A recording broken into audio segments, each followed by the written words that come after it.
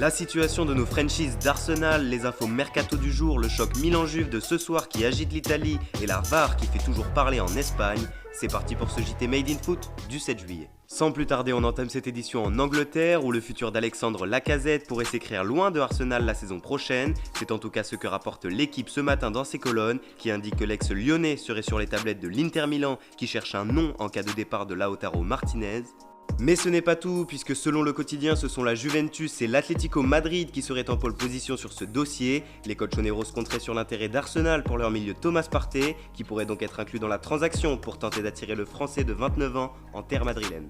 De son côté, Matteo Guendouzi voit sa situation devenir délicate à Arsenal. Selon le média anglais The Athletic, le Français de 21 ans ne se serait plus entraîné avec le groupe depuis 2 semaines et la défaite des siens face à Brighton, notamment entachée par son coup de sang envers Neal Maupay en fin de match.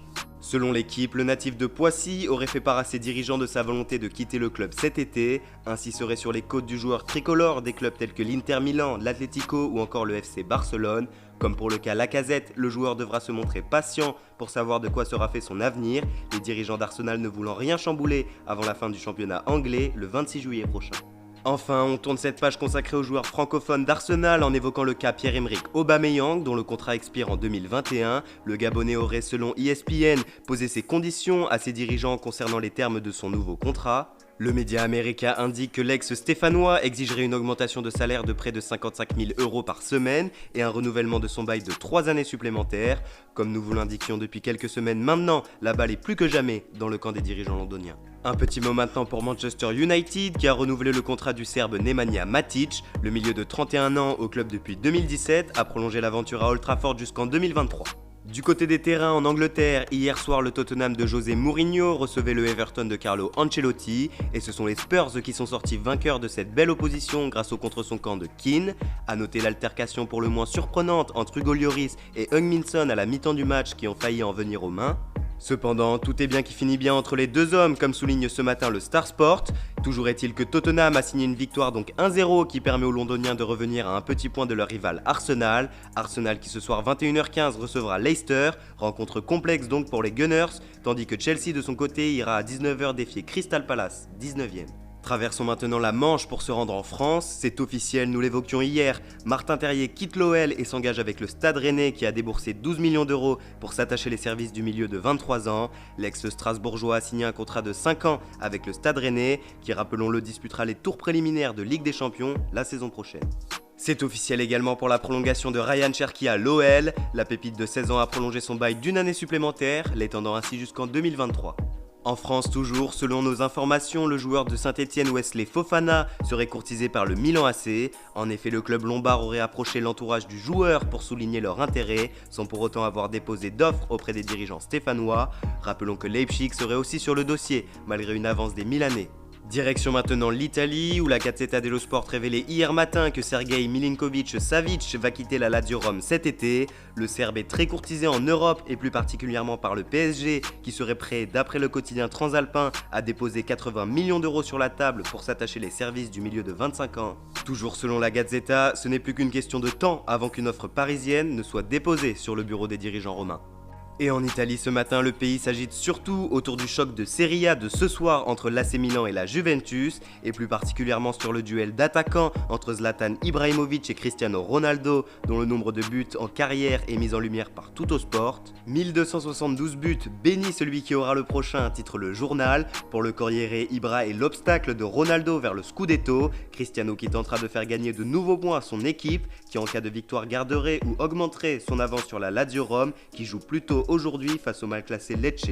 Côté Milan, Zlatan et les Rossoneri tenteront eux de chipper la 5e place à l'AS Roma en prenant une longueur d'avance sur le club de la capitale. Mais à Milan, c'est surtout l'arrivée sur le banc de Ralf Rangnick qui excite les tifosi milanais, ex-coach de Leipzig mis à l'honneur ce matin par la Gazzetta dello Sport. Ce serait fait selon le quotidien transalpin, il devrait donc remplacer Stefano Pioli à la tête du club.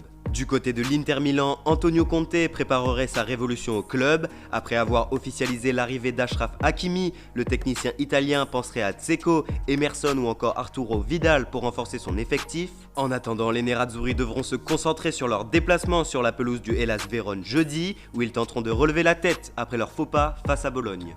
Enfin, on tourne cette page italienne en évoquant le point noir de la semaine. Franck Ribéry, après la victoire de sa Fiorentina face à Parme 2-1, a eu la mauvaise surprise de retrouver son domicile cambriolé à son retour à Florence. Indignée, la légende du Bayern Munich a laissé un message sur son compte Instagram indiquant qu'elle prendrait des décisions nécessaires pour assurer la sécurité de sa famille, heureusement absente lors de cette effraction. La pression est donc maintenant sur les dirigeants florentins qui tenteront de rassurer Kaiser Frank, élément essentiel à la Fiorentina en cette fin de saison. Enfin, on termine ce JT en Espagne, où au pays ce matin les presses madrilènes et catalanes s'agitent une nouvelle fois autour de la VAR. Et on commence avec la une de Sport. C'en est assez, titre Le Quotidien, qui indique que l'équipe de Zidane a été favorisée dans pas moins des 7 dernières rencontres depuis la reprise. Il ne fait aucun doute pour le journal que son Barça serait leader sans ces décisions avantageuses envers la Maison Blanche. De son côté, As s'amuse de l'indignation des Blaugrana, rappelant les erreurs d'arbitrage en faveur du Barça lors du dernier Classico, leader avec et sans VAR, indique le journal madrilène. Mais en Catalogne ce matin, Mundo Deportivo préfère se concentrer sur le jeu du Barça, en mettant en lumière les 3 vedettes offensives Messi, Suarez et Griezmann. La mutation du trident, titre Le Quotidien, selon lequel Griezmann apparaît plus dangereux et plus à l'aise dans le 11, et selon lequel le positionnement de Messi en faux numéro 9 donne une nouvelle dimension à l'attaque Blaugrana. Demain soir 22h, l'équipe de Quique Sétienne se fera fort de reproduire une performance semblable à celle présentée lors du match face à Villarreal. C'est un derby qui attend le Barça face à l'Espagnol Barcelone, 20e de Liga. Les Catalans tenteront de mettre la pression sur le Real en revenant à 1 point, en attendant vendredi soir le match du leader face à Alaves. Enfin, côté Atlético Madrid, les hommes de Simeone se déplacent ce soir sur la pelouse du Celta Vigo et vont tenter de reprendre provisoirement 5 points d'avance sur le FC Séville, qui hier soir s'est défait de Eibar 1-0 grâce au 13e but cette saison en Liga de Lucas Ocampos. Merci à tous de nous avoir suivis, n'hésitez pas à vous abonner, commenter, liker la vidéo et nous suivre sur les réseaux. Et quant à nous, on se retrouve demain pour un nouveau JT Made in Foot.